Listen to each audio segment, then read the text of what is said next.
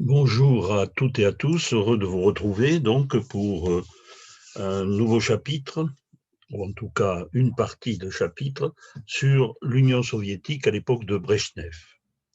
Alors la dernière fois, nous avions largement commencé le chapitre et j'avais insisté pour dire que sous Brejnev, on dit qu'on est en démocratie en Union soviétique.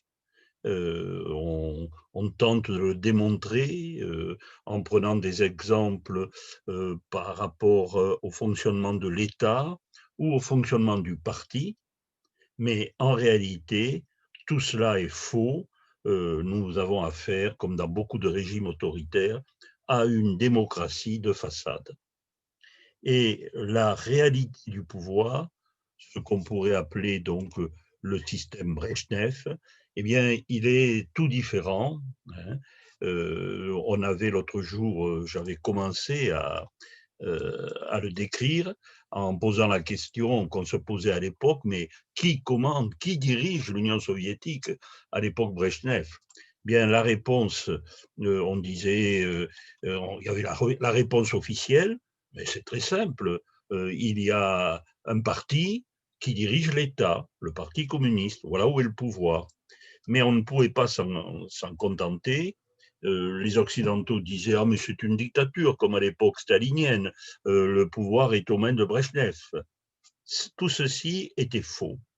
En réalité, j'en ai parlé la dernière fois, le pivot du système, c'est une organisation spécifique, particulière à l'Union soviétique de cette époque, c'est la nomenclatura, c'est-à-dire un ensemble de 700 000 à 1 million de personnes qui sont placées au poste clé, qui figurent presque dès leur naissance sur des listes d'aptitudes, et c'est là qu'on va puiser, que leurs pairs vont puiser pour les placer aux plus hautes fonctions.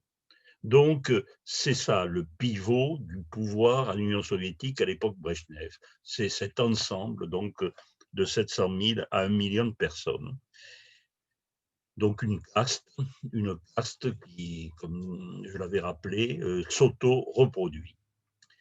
Bien entendu, 700 000 ou 1 million de personnes ne peuvent pas gouverner directement un pays. Donc, il faut qu'ils délèguent. Et ils délèguent à quelques-uns d'entre eux, qui sont en général très âgés, c'est pour ça qu'on peut parler de gérontocratie. Et alors, à l'époque dont je parle, Brejnev fait partie de ce directoire de gérontocrates qui est là, mis au point par la nomenclatura. Il est entouré de deux autres personnages qui apparaissent très souvent dans les réunions publiques, dans les déplacements à l'étranger. C'est un ingénieur, Alexis Kosygin, et c'est Souslov, qu'on appelle toujours l'idéologue du parti, qui était déjà au premier plan à l'époque de Staline, et qui est chargé, donc, comme la Pythie de Delphes, de dire si la politique du parti est conforme ou non au marxisme-léninisme. En réalité, ça fait longtemps qu'on s'était éloigné des principes majeurs de cette idéologie. Ensuite, il y a également, bien entendu, d'autres personnalités qui représentent les lobbies du régime, Ostinov pour l'armée, Andropov pour le KGB et Kirilenko qui est l'homme du parti. Donc ces quelques hommes sont en haut du pouvoir, avec évidemment, comme Brejnev, des amis à lui qui le soutiennent dans les deux sens du terme, puisqu'ils le soutiennent bien sûr moralement au sein du parti lorsque des décisions sont prises, mais même physiquement, puisque la santé de Brejnev va s'affaiblir. Et dans les réunions publiques, Tchernenko, par exemple, le tiendra par le bras. Alors, le système Brejnev est simple. Ces gens qui sont au pouvoir et qui se le transmettent, Eh bien, il y a 3 principes. Ne jamais empiéter sur la zone du pouvoir de l'autre, ne pas afficher d'ambition personnelle, rester donc dans le domaine précis qui a été défini par la nomenclatura, et ne jamais oublier que ce qui compte, ce n'est pas les intérêts du parti, ce ne sont pas les intérêts de la Russie, ce sont les intérêts de la nomenclatura. Et Brejnev a parfaitement appliqué ce régime. Il a tout fait pour rétablir ce que Khrouchtchev avait essayé de désagréger, c'est-à-dire comment dirais-je, le pouvoir des cadres qui restaient là de toute une carrière. Donc Brejnev a au contraire rétabli cela, et il a augmenté même le nombre des nomenclaturistes. Donc c'est ainsi que Brejnev a pu rester au pouvoir. Mais encore une fois, ne l'imaginons pas comme un dictateur tout-puissant, pas du tout. Il est là, décoré comme il aime, sans arrêt, mais il n'est qu'une marionnette aux mains de la nomenclatura. Alors, le plus intéressant, je vous avais dit en terminant, pour moi en tout cas, pour cette période, c'est incontestablement ce qui se passe, non pas dans le parti lui-même, mais dans une zone qui est souvent niée, presque une terre inconnue. Je disais par exemple que des soviétologues, des kremlinologues éminents comme Hélène Kayardankos en parlaient très peu. C'est ce qu'on peut appeler la société civile. Alors, à l'époque de Staline, le schéma que je fais là représente donc le rapport entre la société officielle et la société civile sous Staline. Sous Staline, c'est très simple, Staline exerce tout le pouvoir, et il ne reste rien donc pour ce qu'on pourrait appeler la société civile. Toutefois, j'avais insisté la dernière fois, pour dire que, bien entendu, sous Staline, il ne peut pas y avoir de création d'associations, de partis, n'en parlons pas, en dehors du Parti communiste. Donc, toute manifestation collective est interdite. Néanmoins, au sein des familles, surtout chez l'individu lui-même, eh bien, il y a évidemment souvent une critique vis-à-vis de Staline, et très souvent une véritable hostilité, notamment chez les élites. Mais cette réserve, cette hostilité ne peuvent pas s'exprimer. Sinon, évidemment, c'est le goulag. Donc, apparemment, il n'y a qu'une société, la société officielle, derrière le parti et son grand chef, Staline. Alors, si maintenant on tente de représenter schématiquement la société, le régime, le système Brejnev, à l'époque de Brejnev, justement, eh bien, vous voyez, je modifie quand même la présentation. La société officielle, c'est-à-dire représentée par le Parti communiste, la nomenclatura, bien entendu, elle existe toujours, bien entendu, elle est puissante. Officiellement, tout part de là et tout arrive là. Mais, la partie bleue qui est censée représenter sur mon schéma la société civile est devenue beaucoup plus large. D'une part, parce que Brejnev n'a pas, enfin, le système Brejnev n'a pas l'autorité du système stalinien pour s'imposer et pour éviter toute contestation.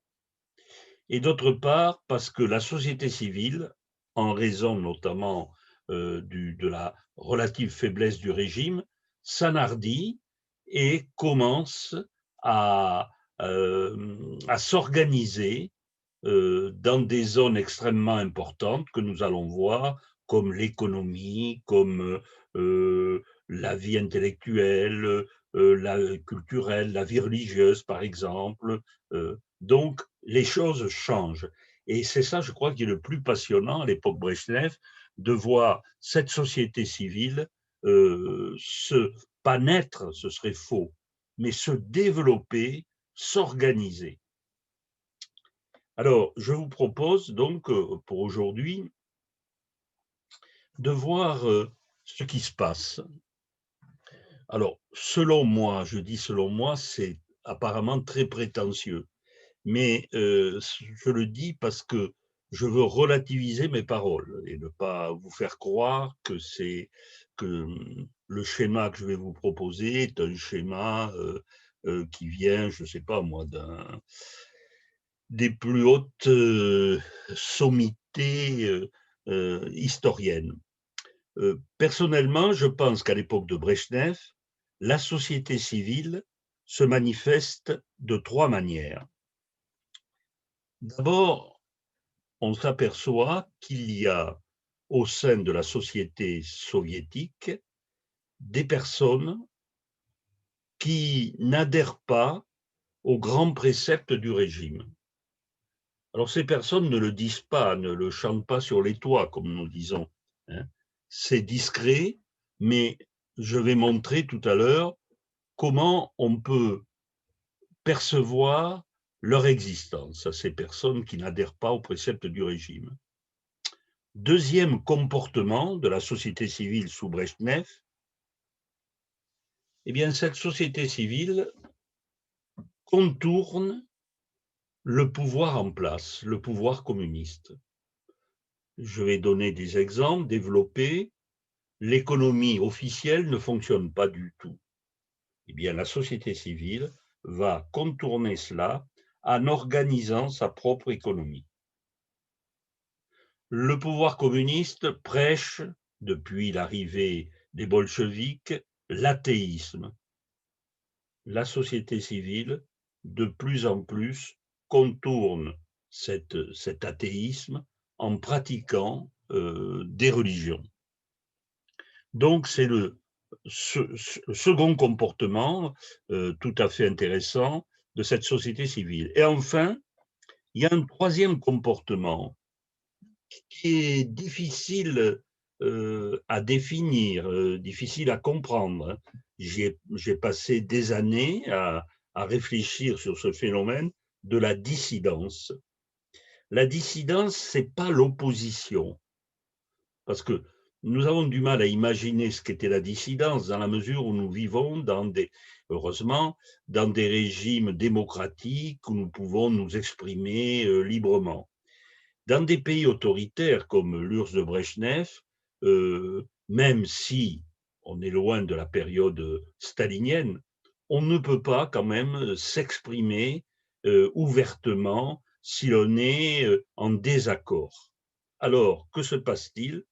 Eh bien, au sein des élites, car la dissidence est un mouvement au départ, surtout des élites, au sein des élites, il y a un mouvement de retrait, de, euh, de si vous voulez, un désaccord qui s'exprime de manière légale, par exemple en dénonçant certaines violations des droits de l'homme, en disant que c'est contraire bon, à la Déclaration universelle des droits de l'homme, ou contraire même à la Constitution soviétique, puisque j'avais rappelé que cette Constitution était en principe très respectueuse des droits de l'homme. Ces dissidents vont, à leur risque et péril, rompre le monopole de de la radio, de la presse, en faisant paraître, très pauvrement certes, mais des journaux clandestins qui diffuseront et exprimeront leur désaccord. Donc, ces trois comportements me paraissent extrêmement intéressants et si vous le voulez bien, je vais donc les étudier un peu plus en profondeur. Alors, voyons le premier comportement, la non-adhésion aux préceptes du régime.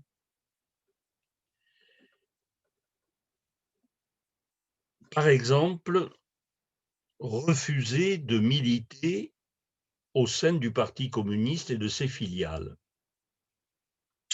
Alors, soyons prudents pour, comment dirais-je, qualifier ce comportement et ne le, comment dirais-je, ridiculisons pas en étant trop sommaire ou trop schématique.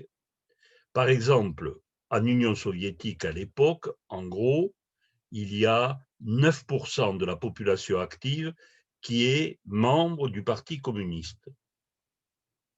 Alors, je ne suis pas en train d'essayer de vous dire qu'il y a 91% de la population adulte d'URSS qui est en opposition, parce que cette population n'adhère pas au Parti communiste.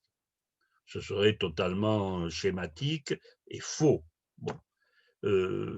La non-adhésion au parti peut avoir 1000 raisons. Bon, simplement, on peut imaginer qu'il y a des personnes, comme bien sûr en France aujourd'hui, qui n'aiment pas être enrégimentés, qui n'aiment pas adhérer à des partis, quels qu'ils soient. Bon, et sans pour autant les vouer aux gémonies. Mais en Union soviétique, ce qui est encore plus compliqué, c'est que si l'on veut entrer au Parti communiste, il faut être présenté, il faut que sa candidature soit présentée par 2 communistes déjà. Et la candidature est examinée normalement par la cellule qui accepte ou qui refuse. Il y a ensuite un temps, si on accepte, de probation. Donc, adhérer au Parti communiste est en principe considéré comme une espèce de récompense et seuls les meilleurs y sont accueillis. Bon, en réalité, c'est plus compliqué. Mais, je répète, on ne peut pas donc, par une simple soustraction, dire s'il y a 9% au parti, il y a 91% dans l'opposition. Donc ça, c'est ridicule. Par contre, il ne nous est pas interdit de faire remarquer, par exemple, que certains milieux sociaux sont nettement sous-représentés au sein du Parti communiste. Par exemple, les paysans représentent en Union soviétique 17% de la population active, mais il n'y en a que 13 à 14% de paysans parmi les membres du Parti communiste. Milieu ouvrier, je n'ai pas les statistiques pour l'URSS, mais la Pologne, donc pays communiste à l'époque, les ouvriers forment le quart à peu près de la population active, et dans le parti, ils ne sont que 10%. Autre catégorie, les femmes. Elles sont en Union soviétique, le quart des membres du Parti communiste qui sont des femmes, ce qui est d'ailleurs remarquable par rapport aux partis occidentaux, bien entendu. Mais c'est quand même très inférieur à la part des femmes dans la population, puisqu'elle est de 53% à l'époque. Et on pourrait continuer, on pourrait montrer par exemple que dans les pays baltes, dans les républiques socialistes soviétiques, eh bien, il y a là aussi une sous-représentation. Autre moyen de vérifier, si vous voulez, les...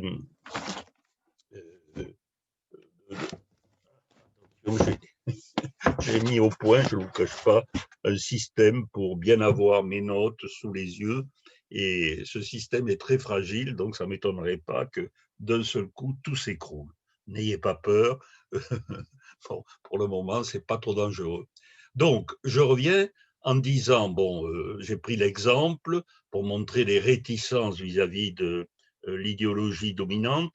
J'ai pris l'exemple donc de l'adhésion au parti. Mais je pourrais aussi prendre un autre exemple, c'est, disons, la manière dont la population soviétique adhère ou n'adhère pas aux grandes campagnes qui sont lancées par le gouvernement, vous voyez, des grandes batailles économiques ou idéologiques, eh bien, souvent, ces batailles se heurtent à l'indifférence, à la passivité, parfois à l'hostilité.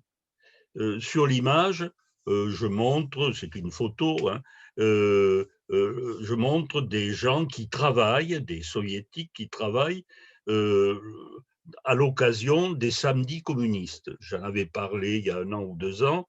Euh, donc le parti avait cru bon d'inciter les ouvriers, les employés à, ne, à refuser de ne pas travailler le samedi et de travailler là pour des causes communes, et notamment pour sa ville, pour son village, etc. C'était très beau, mais très vite, ces subotniks, ou les samedis communistes, ont été boudés. Donc, là aussi, n'en tirons pas des conclusions extraordinaires. Bon, tout le monde, que ce soit dans un pays communiste ou un autre, tout le monde tient à avoir son week-end, comme on dira dans les pays anglo-saxons. Néanmoins, au début, quand il y avait une véritable foi en l'idéologie communiste, foi dans l'avenir de ce communisme, eh bien, des ouvriers acceptaient de travailler le samedi. Donc, s'ils n'acceptent plus, c'est que leur foi s'est amenuisée. Euh, alors, ensuite, euh, vous pourriez me dire tout de même, quand on voit des films ou des photos de meetings, de défilés, que ce soit à Nurs ou ailleurs, enfin là, il y a une foule énorme qui paraît enthousiaste, ces gymnastes qui passent, ces jeunes. Bon, alors, là aussi, soyons prudents, soyons mesurés. Oui et non. Il y a certainement des personnes qui sont satisfaites, heureuses de participer directement ou d'aller voir ce genre de meeting. Mais nous avons maintenant des témoignages, par exemple des personnes adultes qui à l'époque étaient enfants, pionniers, et qui racontent que, bon, au départ, ils avaient 10, 12 ans, ils étaient tout contents de revêtir l'uniforme des pionniers et d'aller à une parade sur la place publique. Mais d'abord, ça durait énormément de temps, il fallait s'aligner, répéter, donc ils en avaient plus qu'assez. Et ensuite, quand ils devenaient adultes, c'était souvent une vraie corvée que de participer à ces manifestations. Donc c'est un exemple là aussi. Euh, L'idéologie, donc normalement, dès la maternelle pratiquement, mais surtout à l'école primaire, à l'école secondaire, dans les universités, il y a des cours de marxisme-léninisme qui sont obligatoires, avec des examens dont les notes comptent pour beaucoup dans l'avenir de l'étudiant. Donc là aussi, apparemment, tout se passe bien. Tout le monde est content d'aller à ces cours, comme aux cours de catéchisme. Sur le plan de la presse, bon, évidemment, il n'y a que des journaux officiels du parti, comme la Pravda ici, et la Pravda tire à des millions d'exemplaires. Donc, on peut dire, vous voyez, hein, tout le monde adhère à l'idéologie. En fait, quand on regarde de très près, d'abord, on s'aperçoit que les étudiants, surtout à l'époque Brejnev, n'en peuvent plus de cette idéologie, ce gavage idéologique, on dirait.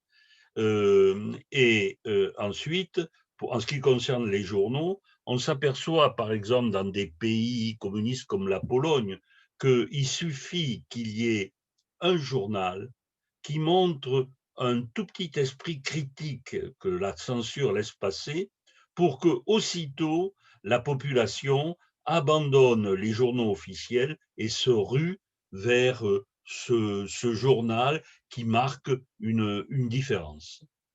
Donc, on s'aperçoit, vous voyez, il faut regarder de très près hein, tout cela, il faut décoder si vous voulez, mais si on veut bien s'en donner la peine, on s'aperçoit donc que ça bouge à l'intérieur de cette société civile soviétique. Autre élément qui montre que on n'adhère pas toujours aux préceptes du régime, c'est le comportement au travail, à l'usine, dans les kolkhozes. Alors que accroître la productivité des travailleurs reste une priorité, je dirais une priorité quasi obsessionnelle pour tous les dirigeants des pays de l'Est, des pays communistes, alors que ces gouvernements font tout, distribuent des primes, par exemple, pour fouetter les énergies, euh, rendre honneur aux travailleurs. Vous savez que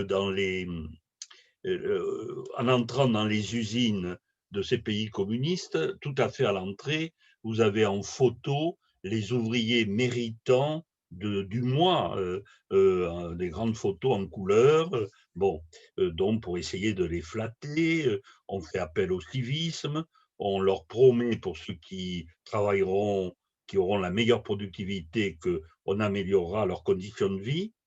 Néanmoins, les résultats sont de moins en moins bons et l'ouvrier de l'époque Brejnev pratique ce qu'on pourrait appeler la restriction du rendement.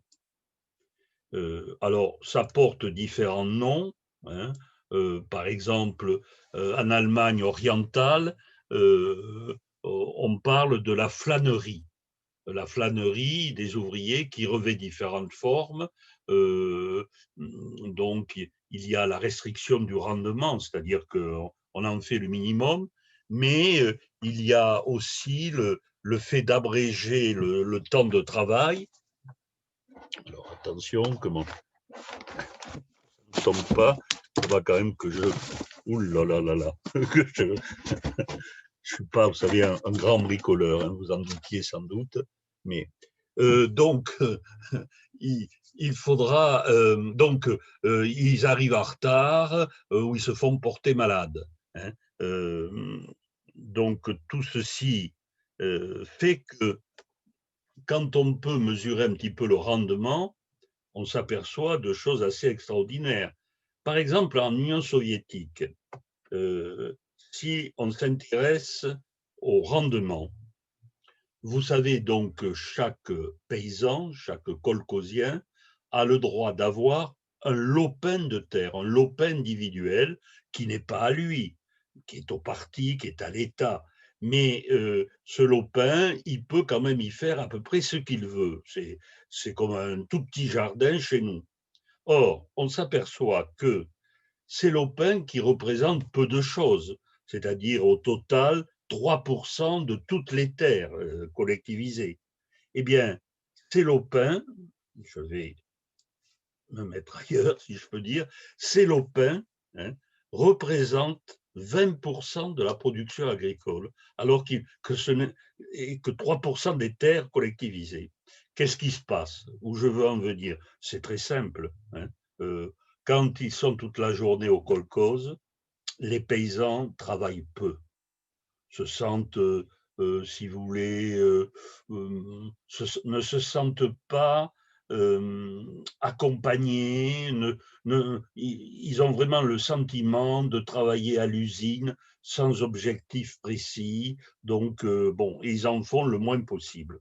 Par contre, ils rentrent le plus tôt possible chez eux, et là, ils travaillent comme des fous sur les lopins individuels parce qu'ils peuvent vendre au marché noir ou au petit marché kolkhozien, ils peuvent vendre les produits de leur lopin individuel.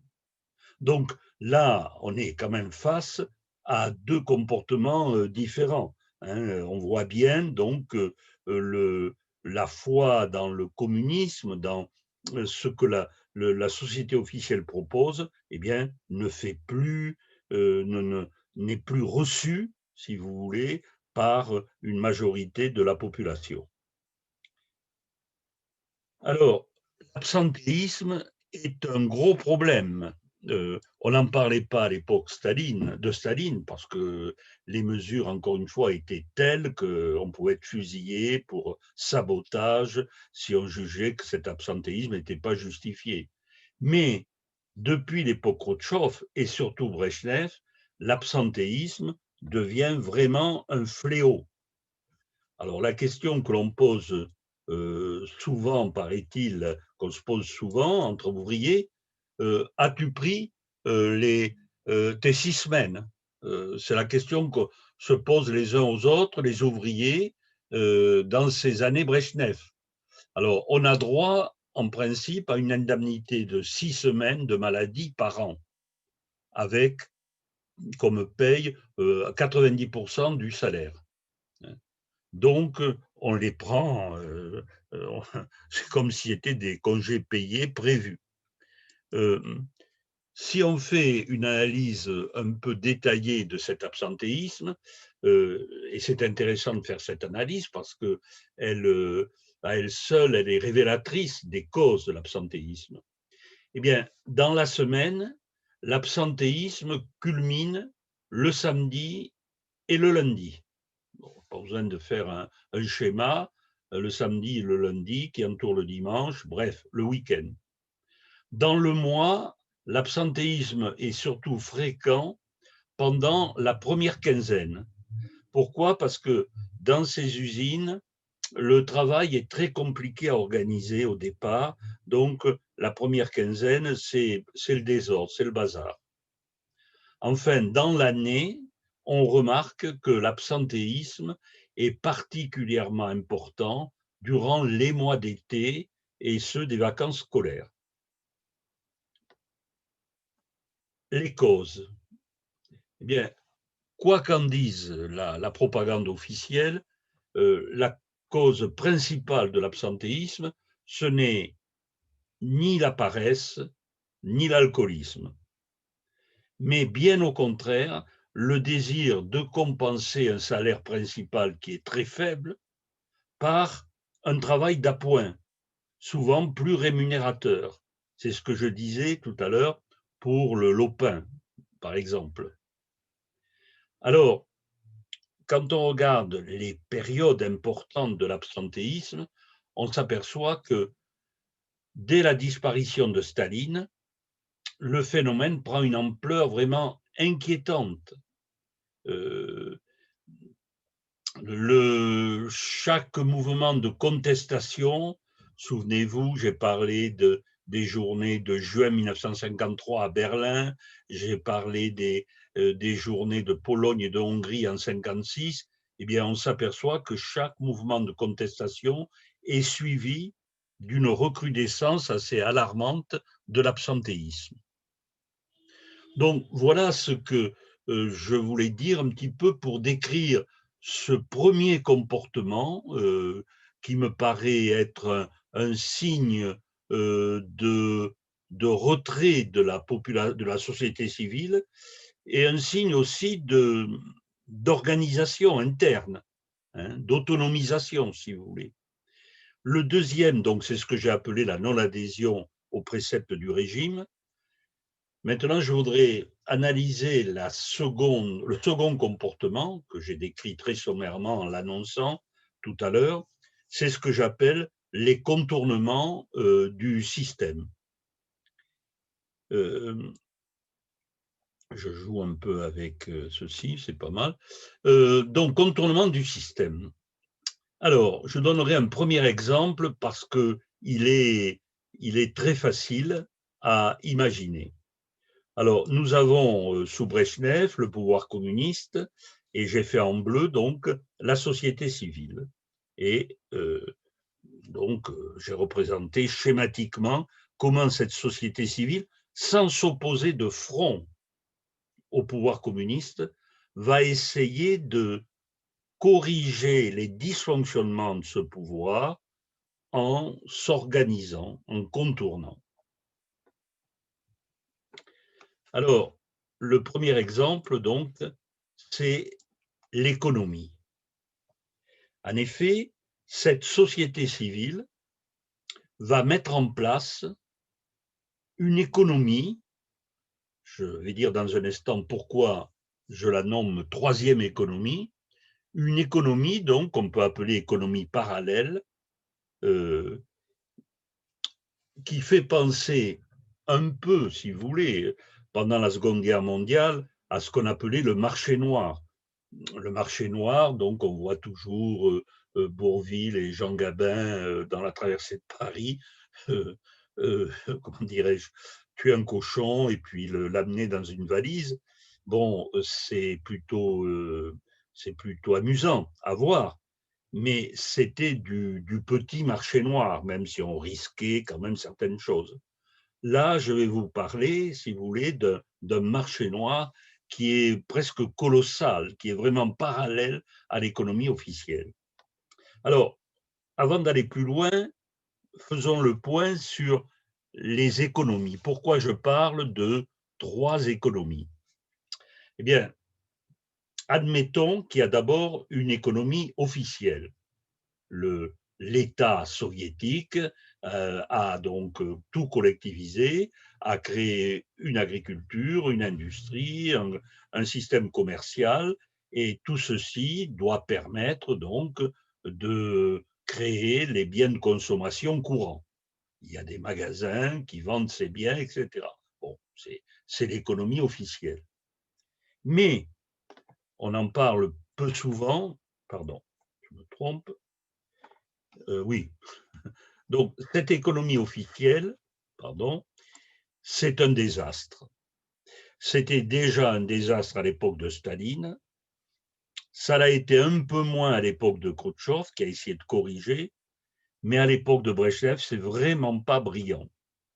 Les magasins sont en partie vides, souvent très mal achalandés, les produits vendus ne sont pas de bonne qualité, donc vraiment cette économie officielle ne satisfait pas, surtout qu'on commence à savoir que derrière le rideau de fer, de l'autre côté, en Occident, il y a une économie marchande tournée vers les biens de consommation qui ne cesse de se moderniser, de se diversifier. Donc, cette économie officielle est un désastre. Il y a une autre économie dont on parle peu, et pourtant, elle est très importante, c'est ce qu'on appelle le complexe militaro-industriel. C'est-à-dire, c'est tout l'argent que l'on met dans, dans les produits qui permettent donc de construire une armée moderne, une des meilleures armées du monde. Alors, ça va depuis les métaux qui vont servir à fabriquer les avions ou les chars, jusqu'à la fabrication même de ces chars, hein. Donc, au total, l'économie militaro-industrielle, c'est énorme. C'est énorme. Et le régime, déjà sous Staline, mais Brejnev, c'est un régime très militaire de ce point de vue-là, accepte de consacrer des sommes folles. Disons aussi que cette économie militaro-industrielle, ce complexe, il apparaît pas bien ni bien sûr dans les comptes qui sont rendus chaque année par l'État soviétique. On masque, on cache certaines choses, mais il n'apparaît même pas parfois sur les cartes de géographie. Vous avez des villes entières qui sont consacrées au domaine militaire et qui sont des villes interdites, masquées, cachées. Donc, il faut imaginer l'économie militaro-industrielle comme une économie qui coûte très cher à l'État, mais qui est en partie masquée. Mais elle est de plus en plus importante. Alors, le citoyen lambda, l'économie, j'ai mis économie parallèle, je me suis trompé. Alors, il faut que je corrige, ça, c'est pas bien. C'est l'économie officielle. Je corrige devant vous, officielle. Voilà. Et je rétablis cela. Alors, pardon, Je vais monter ceci, voilà.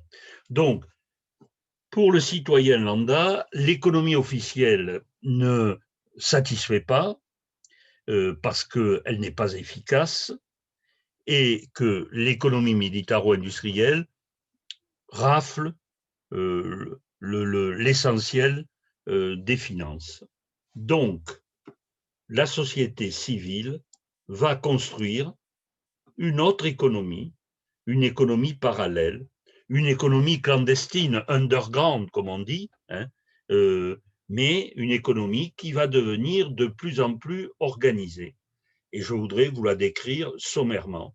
C'est un fait capital pour comprendre l'Union soviétique à l'époque de Brejnev. Vous voyez, il y a deux économies. Sur les trois, il y a deux économies qui se développent sous Brejnev, l'économie militaro-industrielle et l'économie souterraine, l'économie parallèle. Alors, l'économie parallèle, je l'ai mis pour que ce soit un vrai slogan, que ça vous frappe. L'économie parallèle, a écrit un historien, constitue une dimension essentielle des économies socialistes.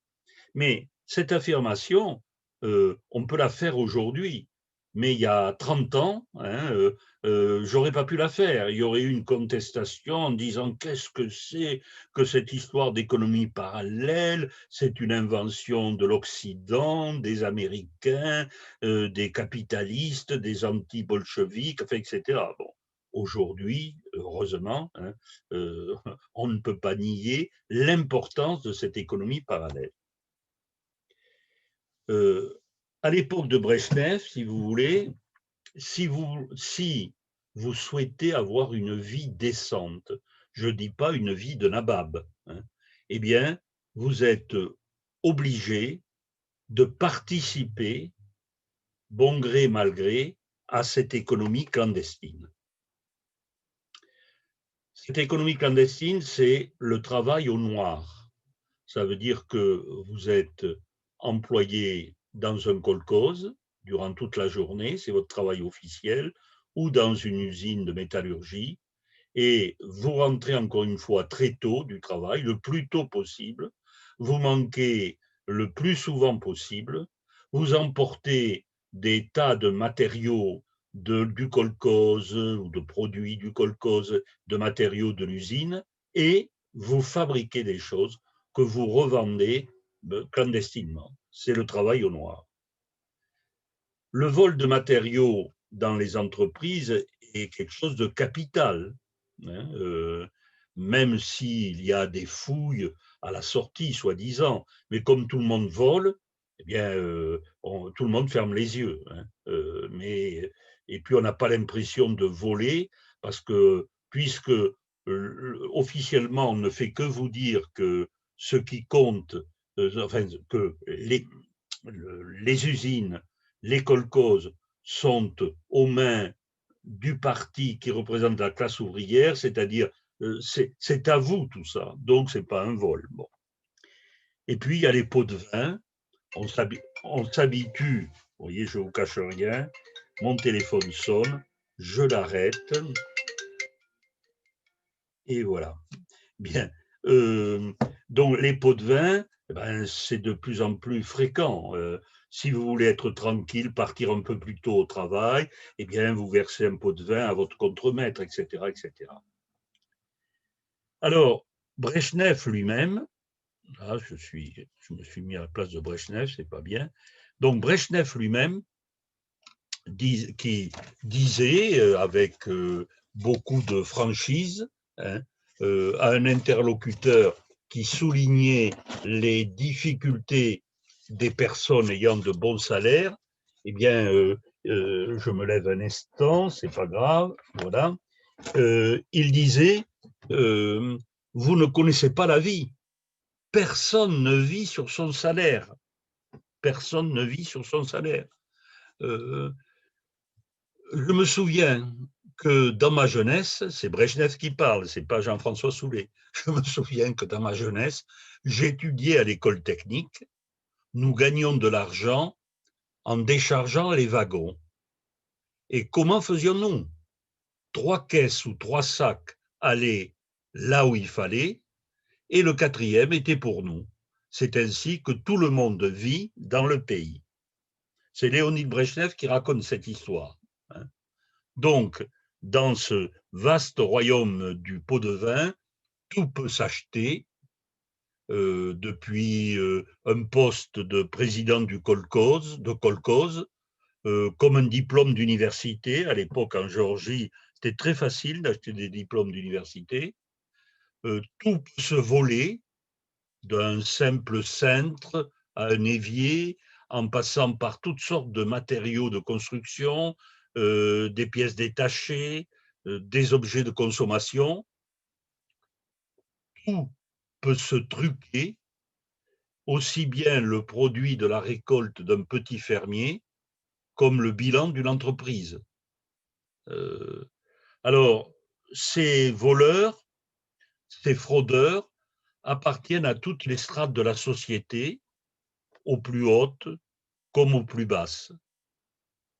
Le mal est si généralisé que la formule voler l'État, ce n'est pas voler, eh bien, tend à devenir vraiment universelle. Voler l'État, ce n'est pas voler. Je me déplace à nouveau. Voilà. Je vais me mettre un peu là-haut, tranquille, parce que ça me fatigue à force. Et quand on regarde, non, il faut que, alors vous n'y voyez pas, là, comment je vais faire? Bon, voilà, ici. Quand on regarde les statistiques, on s'aperçoit que la délinquance, de la délinquance économique, est un poste fondamental de la délinquance en général.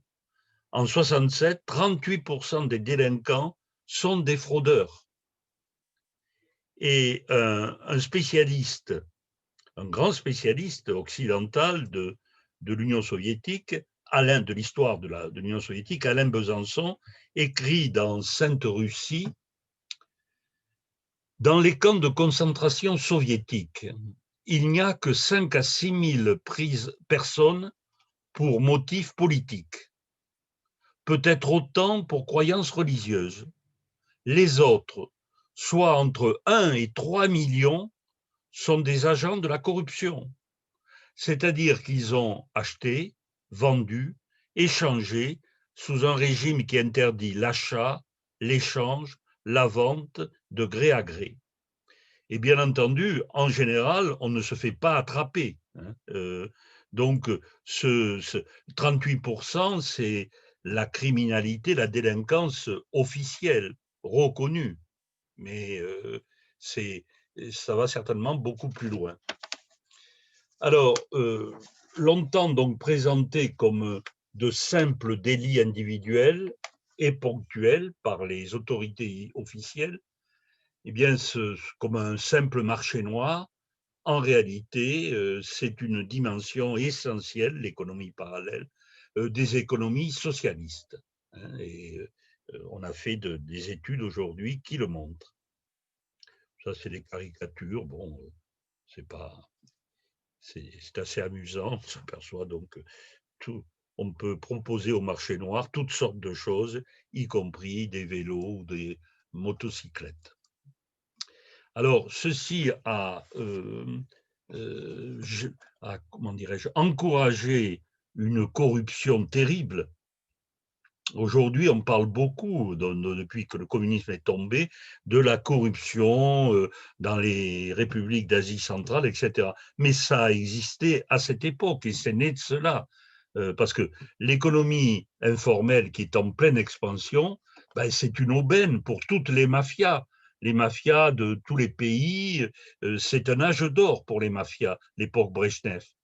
Par exemple, en Azerbaïdjan et en Ouzbékistan, toute une partie de la production du coton est détournée avec la participation de très hautes autorités des républiques. Euh, Parti communiste et mafia sont fortement imbriqués dans ces républiques. Et ces pratiques de corruption sont très courantes y compris dans l'entourage de Brejnev, dans sa famille, son gendre, ses amis. Donc là, vraiment, on touche du doigt un élément essentiel du système et aussi un élément essentiel de ce qui va amener la chute. Voici un extrait de presse. URSS, derrière le procès du gendre de Brejnev, l'énorme scandale de la mafia ouzbèque, le procès de Youri Tchourbanov, le gendre de Brejnev, qui s'ouvre à Moscou le lundi 5 septembre, ne doit pas devenir un procès politique, a déclaré maître Andrei Makarov, avocat de l'accusé. En fait, l'importance du procès ne tient pas simplement à la qualité de l'accusé, mais aussi à l'ampleur de l'affaire dont Tchourbanov est en attendant mieux l'acteur le plus visible, celle de la mafia ouzbèque. On parle du gendre de Brejnev, 4 septembre 1988. Alors, malheureusement, je n'ai pas vérifié l'heure, donc je sais que ces vidéos, on ne peut pas aller au-delà de 40 minutes. Donc, je vais m'arrêter là pour cette fois. Et la prochaine fois, donc, je continuerai à décrire les contournements du système Brejnev en prenant l'exemple du maintien de la pratique religieuse. Donc, je vous souhaite une bonne semaine.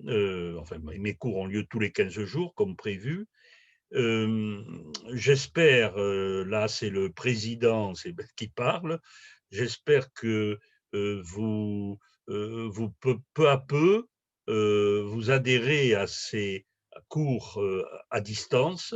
Encore une fois, rien ne vaut les cours, bien sûr, en présentiel, mais en attendant, je crois que peu à peu, les uns ou les autres, eh bien, vous adhérez à ce système parce que ça permet à des personnes qui, par exemple, je sais pas, n'étaient pas du tout intéressées par mon cours ou d'autres cours, eh bien, en regardant l'offre vidéo, un peu par curiosité, cliquent sur ce cours et peut-être le regardent alors qu'ils ne seraient jamais venus. Donc, finalement, le coronavirus nous a obligés peut-être à un système qu'on pourra peut-être pas maintenir tel quel, mais continuer quand même lorsque les beaux jours seront revenus et que nous pourrons enfin nous voir et parler directement. À bientôt.